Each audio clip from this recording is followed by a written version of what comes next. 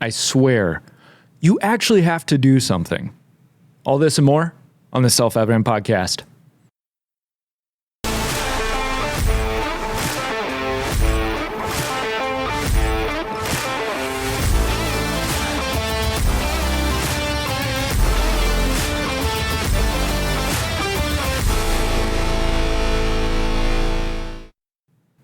Welcome to the Self-Evident Podcast. You got Mike.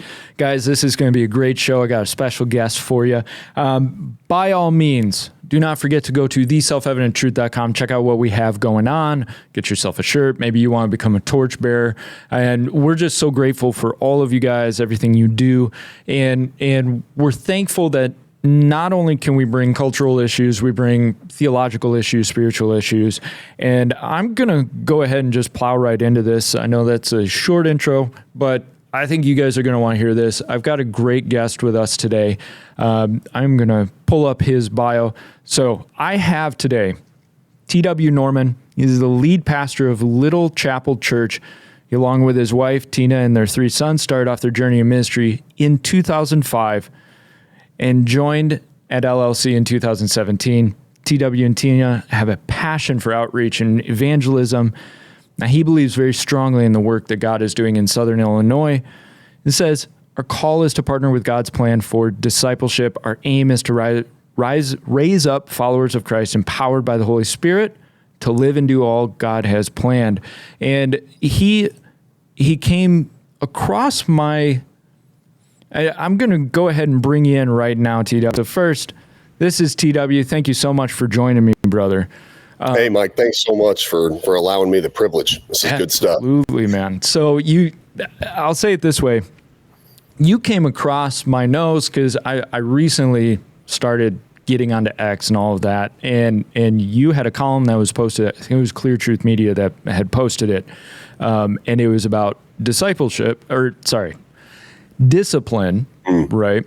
And this is something that I've always been passionate about, but I've seen this kind of tussle in the spiritual realm. And what I appreciate is you have such a solid ministry background. I mean, you were telling me just before we got on air, you were connected tangentially with YWAM and doing some stuff through that. And so I want you to give guests just a 30-second background of your ministry experience and where you're coming from, because this is not somebody who you just, discipline, and oh, by the way, God's cool too, Yeah. So go for it, brother. Yeah, man. So my wife and I, we started off just, working normal jobs early in our marriage. The Lord had been working on us, and we eventually left everything and joined YWAM, Youth with a Mission. Amazing heart and partnership there all over the world. But we traveled with a group called Team Extreme. And so I got to go all over the world for several years, breaking bricks, flipping over cars, preaching Jesus, seeing people saved, healed, and set free. And I just thought I would have been happy doing that forever. But then the Lord just started transitioning our heart towards the pastoral side of ministry. And that transition began in 2011 when we took our first position, and we've been pastoring ever since. And here we are, 2024. It seems absolutely wild that much time has passed. But man, we're hungry. We're fired up for what God is doing, and we can't wait just to continue on the journey. Amen. So to that point, and I want to get right into this concept of discipleship, or golly, I keep saying discipleship, so discipline, right? And they're really kind of a word scramble. That's all it is, right? The worst is when you're typing and you want to write one, but you write the other. So discipline. I'll put it this way. So I did a video, this was about a week ago. And do you follow Andrew Huberman at all? Yeah. So he was on Rogan's podcast, and he's talked about this in other areas, but talking about there's an area of the brain that actually grows when you do hard things over a lifetime. Yeah. I can't remember what it's called. The mid-anterior cingulate cortex, I think is what it's called. But over time, if you complete hard tasks that you do not want to do, that area grows. Now, on the inverse, if you don't do those tasks, if you shy away from those tasks, it shrinks. And to me, it's like, okay, why would God create that part of the brain if there wasn't some semblance of requirement of discipline in our lives, as opposed to he's going to do it all and just sit back because anything you do is not of God. And I'm wondering, have you run into kind of that mindset of like, oh no, this discipline, that's all works? Oh man. Well, I think that, first off, I think you can build an incredible case spiritually, biblically, that we're called to be disciplined. I mean, right. Paul tells us to train ourselves, as in our disciplines. I mean, that's just, so biblically we can build that case to begin with. I think that we can easily, dude, we can all spiritualize our dysfunctions, right? That's really what it comes down to. I mean, for a lot of us who are Christians, I mean, that's really all we do. We spiritualize the things that we shy away from. Well, the Lord hasn't called me to do it, or whatever. We can say a lot of things, but the reality is, everything that God has given to us, it's all from God. We realize that. I mean, the breath in our lungs, the bodies we have, everything we have is a gift from God. But if we do not use the discipline that God has also given to us, maybe, and some have a smaller measure than ever, but regardless, whatever we're given, we're called to work it out. Come on, somebody, that'll preach right there. Right. Got to work it out. And the reality is, I'm called a steward of what God has given me. You're a steward. Whatever God has blessed us with, we're called to steward that well.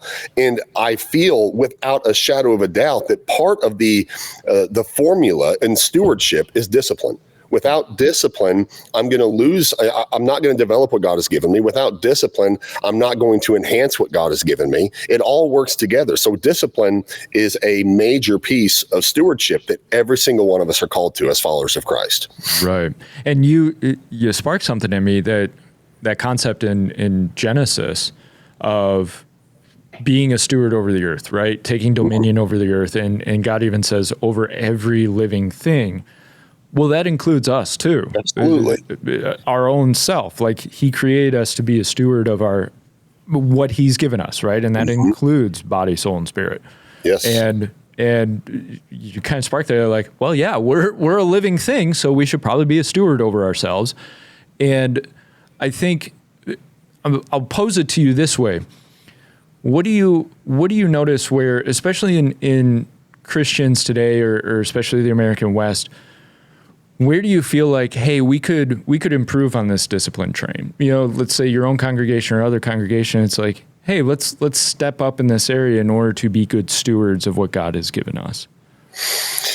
Oh man, that's a multifaceted question. Can I say everything? Is that, is that legal? But then you have to explain everything. So. Okay, well, we might. I think obviously I think the easy answer here, the layup here is our spiritual disciplines. I mean,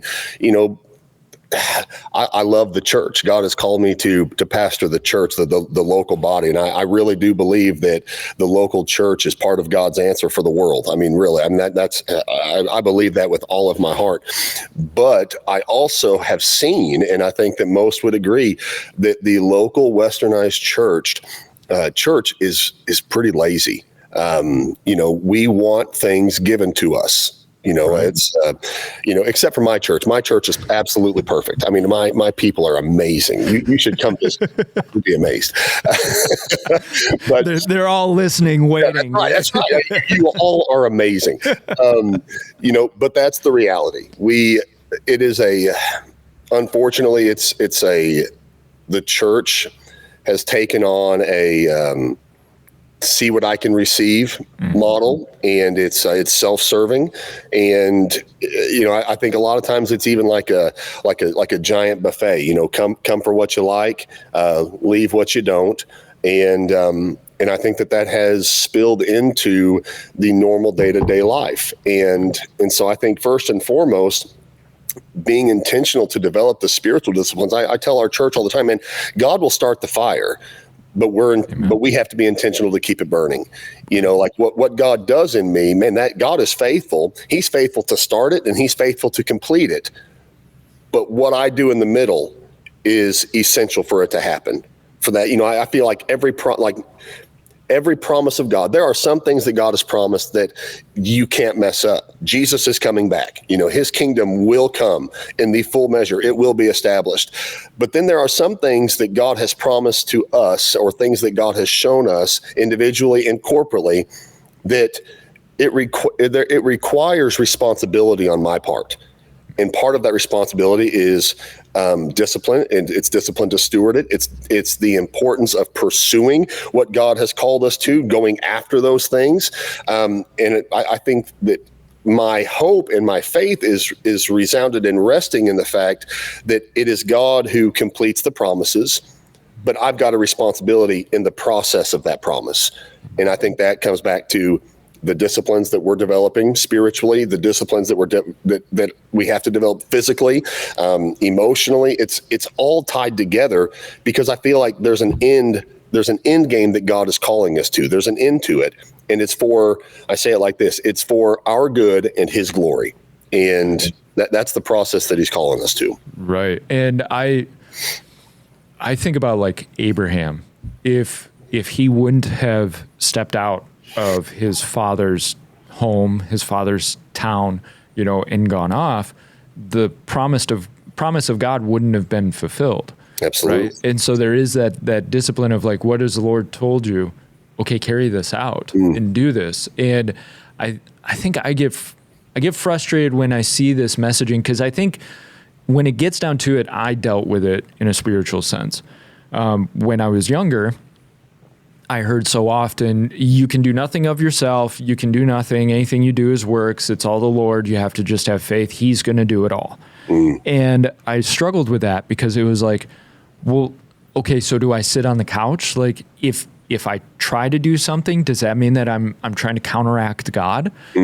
And so I had this real battle within me, this dilemma of like, what does it mean for me to trust in the Lord and have faith in him, but is there a part or a role for me to play?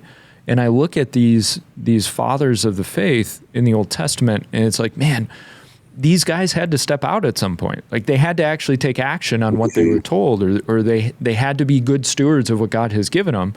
And then God filled it in. God created the abundance. God grew it, right? But you had to plant the seed. I think that the beautiful thing that God has invited us into is partnership, really. Right. That's really it. We're partnering with the will of God. It's God that does it. So I think both, it's this, is it the two sides of the same coin that, I don't know for sure, but God does it all. We recognize that, but in God's ability to do everything, he still lets us partner with what he's going to accomplish and what his will is. I told the story one time in church that I was my oldest son was younger, and I was changing the tire on the lawnmower, and you had to lift it up and do all this stuff. You were riding lawnmower. And my son was out there helping me, right? He was like 4 years old, and and I let him take just do the little things that he could. Yep. And he comes inside, and my wife asks him, "Hey, what were you doing?" He goes, "Nothing. I was just changing the tire on the lawnmower."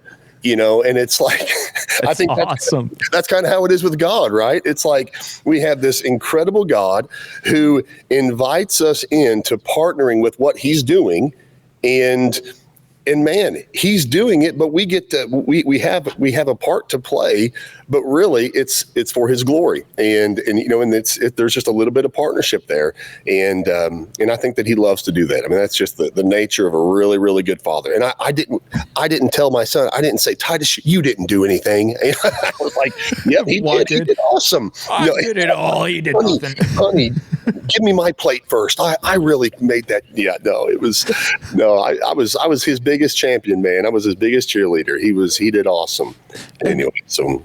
Man, I love that analogy, and that's so good. Of he built us, he designed us to put our hand to the plow for sake of yeah, absolutely. And so it's like we get satisfaction, we get contentment, we get value out of working. There's just something in us, especially as men, that work provides a deep inner contentment. And so it's like, why would God put that in us if that's wrong? But I love the imagery that you give of like, man, if our own son walks in, and dude, my sons do this, you know, especially my 3-year-old, he does something cool. He puffs his chest out. He walks, you know, like he is just the man. And it's not like I'm going to come in after him and go, honey, don't even pay attention to him. All he did was hold a screwdriver. He's not, you know, it's like, yep, he fixed the lawnmower. That's it right. was him, you know, and I think, yeah, I picture that as really the relationship between Christ and the Father, you know, is like, Christ is like, man, the glory is yours, Father. And the Father's going, I'm glorifying you because of what you did. You know? And so I love that. I think that's something that we don't do enough with as Christians, because we're and please, by all means, tell me what you think of this. We get so focused on, I have to make sure all of the glory is to the Father, which is true in a sense. But I think what ends up happening is we create a false humility in ourselves of like, it was nothing of me. I didn't do anything. There was nothing in this of me. It was all the Lord. The Lord did it all. And meanwhile, the Lord's going, well, I mean, you did tie your shoes and you walked out the door. And Yeah. Oh man. So I don't know what your thoughts on that are, but Well, I piecing think that out, you know. Yeah, I mean, I think that we can be. Sorry, I jumped out of your frame there. No. We can easily like take on this false humility all the while totally knowing what we're doing. And really, I think false humility is pride in disguise, really. Right. You know, I mean, because in either way, like I've done nothing, I'm nothing, but I'm still the focus of of everything there. And, you know, and I think that's, you know, ultimately God gets the glory. So Right. point the glory to the Lord. But at the same time, it's not prideful. In my opinion, it's not prideful to realize, man, God is amazing that he's doing all this and he's using someone like me to accomplish it, you know, in a small way. It's not because of me. It's not, I'm not doing it.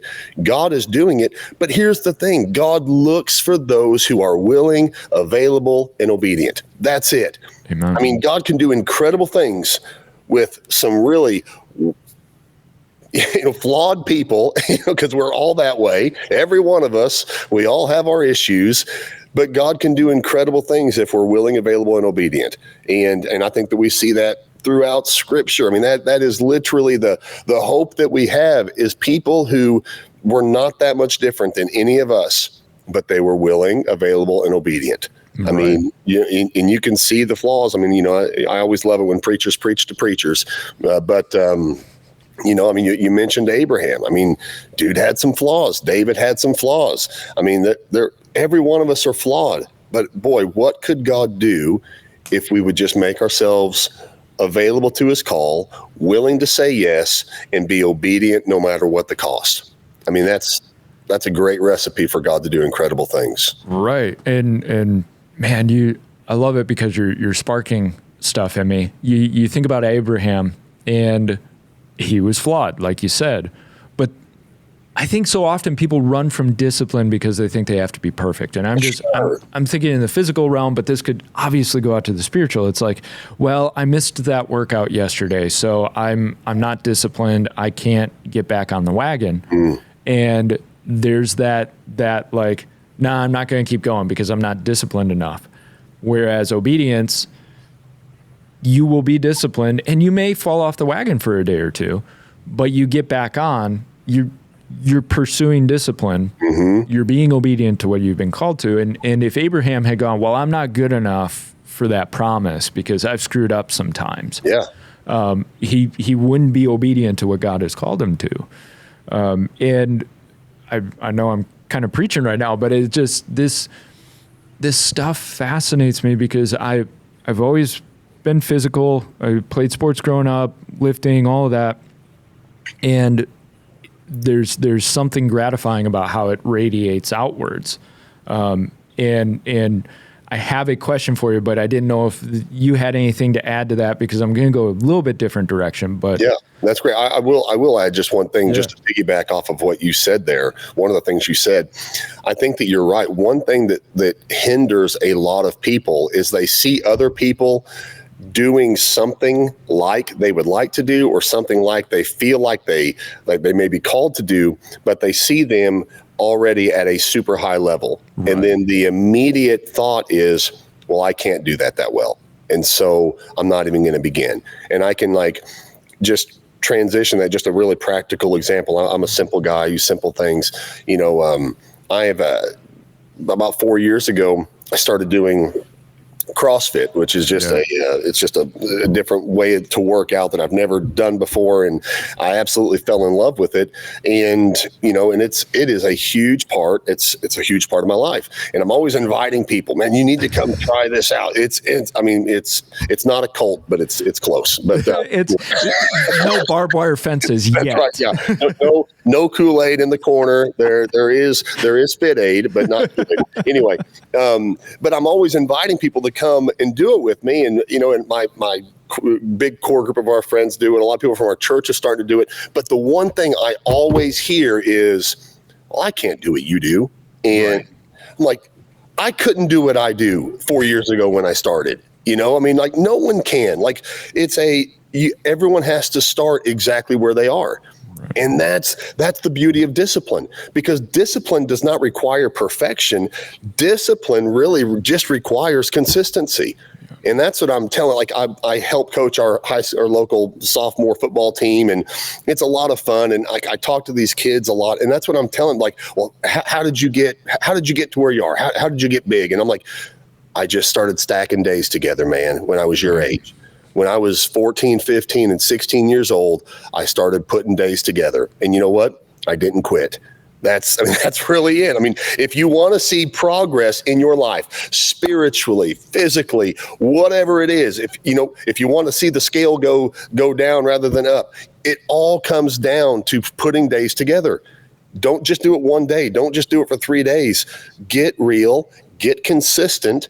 That's really what discipline, discipline really just is being consistent. Discipline is consistency. Just continue to do the same thing correctly day after day after day after day, and you're going to see the results. Absolutely. And that's, I love it. I love it, because it's funny you mentioned CrossFit. We've got a group of guys that every Saturday morning we're doing functional training type stuff. And I grew up playing hockey, football, and then after that, it was like, okay, well, what do I do next? So I started getting into powerlifting. Yeah. So of course, anything over 3 is cardio at that point. And it's like, I started getting older, and it's like, man, I've got to change my goals, because sure, I can keep chasing big numbers, but what's that going to do to my body and all that? And I kind of had to come to Jesus moment of okay, what should my goals be? And so I started going down kind of the functional training route. And these workouts on a Saturday, it's not easy for guys to get up at 6:15 or whatever and be there by 6:45 and doing a really intense workout. And then we do a Bible study after. But it's like the camaraderie and the community of it and the discipline of it. And it's like I understand people get afraid of that concept, because like you were saying, but you see where somebody else is, and it's like, true, but that may not be where you have to be. Yeah, that's right. And where's your consistency? Because I'll look at other guys in certain physical aspects, and it's like, well, I could pursue that with everything I am, but is that my lane? Is that where my goal should be? And I think people, they believe they have to be the epitome of something in a certain area. Well, to me, that's an easier way to just, well, I can't do it. Yeah, that's right. Mm-hmm. Yeah. So I love that you're recognizing that and pointing that out, because I think that's important for people listening to understand, is you don't have to take somebody else's pathway, somebody else's lane. Mm-hmm. And if we look at the fathers of the faith, they each had their lane in what they were doing. I think about David. David can't build the temple because he's a man of bloodshed. He's a man of war. Now, God didn't say you're sinful because you're a man of war. He just said, I can't have you build my temple. Yeah. That'll be your son's lane, Mm-hmm. you know? And there's a truth and a humility to recognizing and receiving the lane that you've got. But we've also got stewardship that we've got to take care of. Right. And I think I want to go further in that terms of the physical, because the physical is so fascinating to me. There's just so many lessons there. Do you see a growth of interest in the physical within the church, maybe even your church? I know you said you've got a group of guys. Are they mostly from your church that are doing that? It would take too much time to say everything that the Lord has done within this little gym that that my best friend has started. It really just began. This gym that's now a business in our town began out of discipleship, really. I mean, I had kind of back in 2019, my wife and I, we just kind of went on a health rediscovery. Man, my wife had 3 kids. Those pregnancies absolutely kicked my butt. I never recovered from them for a long time. And then finally, I was just really convicted. I needed to get healthy. And I lost 86 pounds. And in the process, I was really working with a guy in my church, doing some discipleship with him. So I'd lost all this weight. And in the process, I had really kind of just lost the joy in just going to the gym and, laying on a bench press and doing reps and waiting 3 minutes in between sets. And he said, hey, so I'm doing discipleship with this guy and a couple of guys actually at the same time. And they're both in my church, and he says, hey, my wife and I do CrossFit in our garage. You want to come over and do it with us? And I thought, oh my gosh, this is going to be awful. Yeah, but it's an opportunity for a relationship, right? And so I said, yeah, I'll come over and I'll do it. Well, the first day I did it, dude, I absolutely died. I mean, it was, death. I thought I could do more than I could really do. And I was laying on the ground in a puddle of sweat and absolute self-defeat. I mean, I was out. And he said, man, that was great. Do you want to come back tomorrow?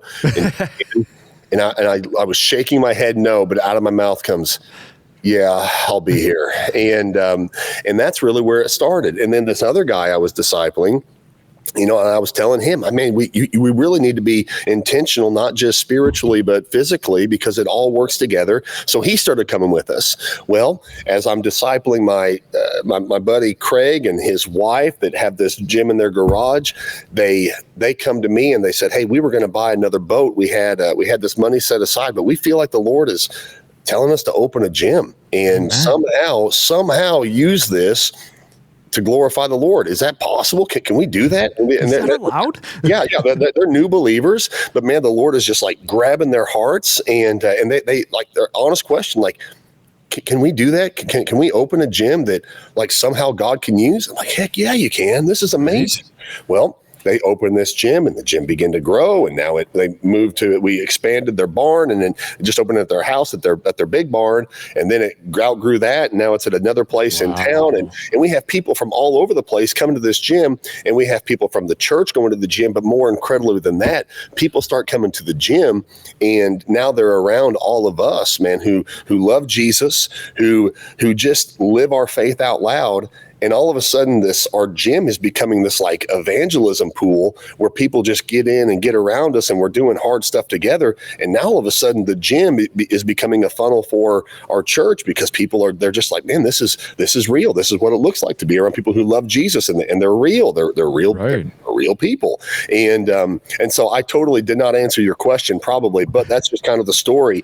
You asked about the physical within the church and everything. I mean, I think that because there's such an intentionality from a lot of our leadership now, I think it's contagious. We have all kinds of people that are, jumping on this health journey that is I mean, it's really important. And I think that, you get healthy, you feel better. And if you feel better, I feel like you have more energy to do what God is calling you to do. I think that it touches everything. I think I'm a better husband because I'm disciplined to exercise. I think I'm a better father. I have the energy. I think I'm a better pastor because I have the ability to work and the capacity to do more. I think it really impacts everything that I do. Right. And I'm totally with you. Complete agreement. I think that crossover is so important. And I don't think a lot of people give it enough credit of, look, what you learn through all this process is something you can take with you down the road, and I'm a firm believer of putting yourself in tough situations, struggle, adversity, all of that. You learn how to handle it. You learn how to persevere. You learn how to overcome, which helps carry across to other things and other domains. And I've been noticing this too. And so this is an encouragement to me of, there seems to be a reawakening of the complete focus, body, soul, and spirit, as opposed to, I think probably 10, 20 years ago, it was more, no, spiritual is over here and we leave that in this realm. Yeah. And then you guys, you're chasing after the flesh by doing this stuff. And I love the purity and the humility of that couple coming to you like, can we do this? Like, that's awesome. But it's so pure of like, I want to honor God, but I feel like maybe and it's like, of course, because look how God is bringing people together. Exactly right. Teaching them values, and guaranteed those people are growing spiritually if they're disciplined in those other realms. And so I just love this concept that you're confirming and reaffirming what I'm noticing down here. I'm noticing in other areas, like there seems to be a resurgence of people recognizing I can't just be comfortable anymore. I can't be lazy, and that gets down to food, it gets down to small choices every day. And I'm a firm believer. I don't know if you've looked into this, but I'm a firm believer of what you eat can limit your spiritual position in terms of, look, if we're going to eat toxic food all day, we're going to eat processed food, our gut biome changes, right? Which affects our hormones. Well, if our hormones are out of whack and imbalanced, then if you're depressed and apathetic and lethargic all day, every day, well, how much do you really want to seek the Lord? How much do you want to get into the spiritual? Yeah. And I've seen people, well, if you're depressed and lethargic and apathetic, you need to pray to the Lord to overcome that. That may be, but if you're chugging 2 liters of Mountain Dew and you're eating Taco Bell every day, like, is God saying, hey, clean up your diet a little bit and you might be able to hear me a little better? That's right. So I don't know. Have you thought about that at all? Man, I think that again, this is a bigger conversation in a lot of ways. Because the Lord, I firmly believe it is God's will that we are healthy. Yeah, really. And I think that there is a supernatural touch that God is able to give to us. I mean, I firmly believe that God still heals, that God does all these incredible things. I've seen him do amazing things, but man, it comes back to stewardship and the ability to actually get the most out of what he's given to us. I mean, our diet is so important. What are your food is your fuel. I mean, that's not a heavy revy or anything right there, right. But it is absolutely true. And being able to, God has created us to function at a really, really high level. We do a disservice oftentimes to the capacity that God has placed within each one of us because of the way that we take care of ourselves. And a lot of people, I know that, and my grandma would be one of them, man. I love her with all my heart.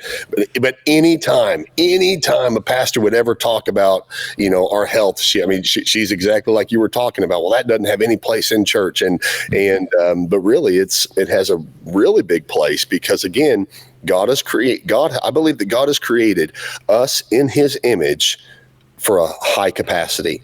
And we have the ability, we should be very intentional with the way that we steward that in order to get the most out of it. We live in the westernized world that says, if you don't feel good, then we're not even taught, unfortunately, to address the issues, like the real issues that are conflicting the nature of our biology. What we're taught is to go get a pill. And, and again, I'm thankful for medicine. I'm not an anti-medicine guy, but I'm saying, a lot of times the emotions that we experience are not because there's a chemical imbalance in our brain that really needs medication. Sometimes it is. And praise the Lord that there's people a lot smarter than me that have, created compounds that can help that. But a lot of times it is the fact that we are fueling ourselves with absolute poison, and it messes us up. And so instead of doing the things that are necessary, we can go this other route and start utilizing something that we really don't need. And now we're compounding interest negatively, because everything that we take, there's usually some side effects to different things. And now we're having to redirect something that this is causing. But dude, I mean, let's get back to the way that God has made us. Let's be healthy in the way that we eat, what we consume, and let's be active. I mean, just those two things. We do those two things. I'm telling you, everything begins to change. You mentioned our hormones, man. Our hormones get out of whack, and it causes depression. It causes anxiety. It causes all kinds of irrational stuff. But whenever we get back in line, dude, I'm telling you, we're better. We are a better representation of who God has called us to be. And I hope I'm not making anybody upset there, but that's okay. We make people upset all the time. Okay, so then we're in good company then. Okay. Yep. Because this conversation topic. So we as a ministry, we're very cultural focused, government focused, history focused, that kind of thing. Mm-hmm. But we also recognize and appreciate and like delving into these aspects of discipleship, you're helping people discipline themselves in a certain area or process, and we feel like that becomes so important as a building block to help get people active in their community, however that looks. If it's governmental, awesome. If it's social, awesome. And I'm going to put you on the spot a little bit. Have you seen, as especially this gym culture grows in your community, have you seen the people that are connecting with your church and all of that start to become a little more community focused in some way, and in terms of, okay, what does the Lord have for me in terms of doing, for the community, whether it's I don't know, serving the homeless or that kind of thing? Have you noticed kind of a growth in that as well?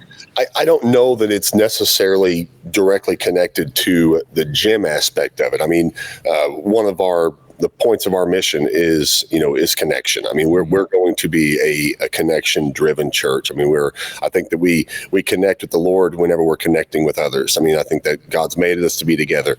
We're a very intentional body to reach out into our community. So I don't know that I could definitely or necessarily point the gym to being a correlating aspect to that. I do feel like the gym is an aspect of connection that people gather around, that definitely has deepened relationships. Our gym also, the gym itself, functions really as a paraministry of the church a lot of times. I mean, the gym gets involved in a lot of community outreach as well. So, it really is. I feel like that's it's a paraministry, just an extension of who we are, because there's so many of us that are actually a part of that.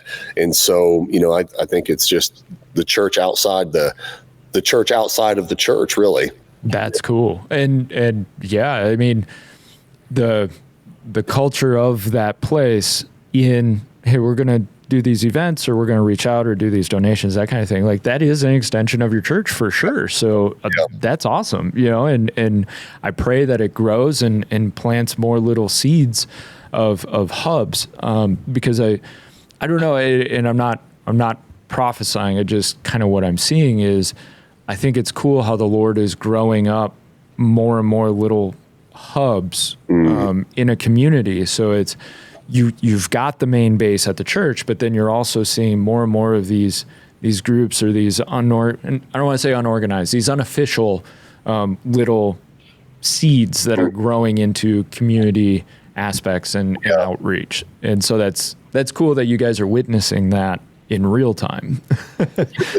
Yeah. So usually what I do to round out an interview is I'd like for you to give one thing directly to the audience that you think they need to pull away from this conversation. What's your one piece for the audience? Embrace hard things. Don't shy away from them. This is a discipline that needs to be developed. Quit chasing comfort. Comfort is the enemy to progress. And so again, I use the gym example, man. Oftentimes, the hardest thing I do every day physically is at 6:30 in the morning, every single day. I go to the gym. Every day it hurts, but I do it. And I put myself in a position to be very uncomfortable. And what I have found is that by choosing to be uncomfortable, it makes being uncomfortable easier, if that makes sense. And so I choose to embrace the hard conversations. I choose to embrace the things that are challenging, because if I don't embrace them, they're not going to get done. And so I think that there is an aspect of personal responsibility and accountability that I would encourage every single listener and everyone who's watching to just pick it up and say, I'm going to choose to do hard things today.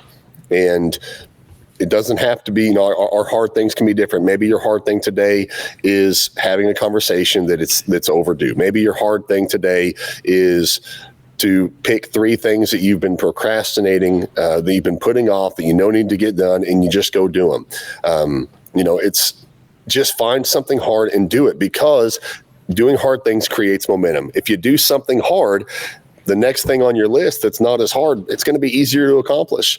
And so I just think that we need to be intentional to create something in us that embraces the hard things and go after them and get them done, because you were made for this. Amen. I love it. All right, TW, thank you so much for joining me. I appreciate this, man. Hey, man, it's been an absolute blast. Thank you so much for reaching out to me. Absolutely. So, all right, brother, you have a good day, okay? God bless. All right, God bless. So, guys, by all means, go check out TW Norman. Man, sometimes you get those guesses like, yeah, exactly, right in line. So thank you so much for everybody tuning in. By all means, go to theselfevidenttruth.com, check out the merch, go to the donate tab if you feel like becoming a torchbearer. And we're just so grateful for all of you. Man, we love you guys. We hope you all have a great day.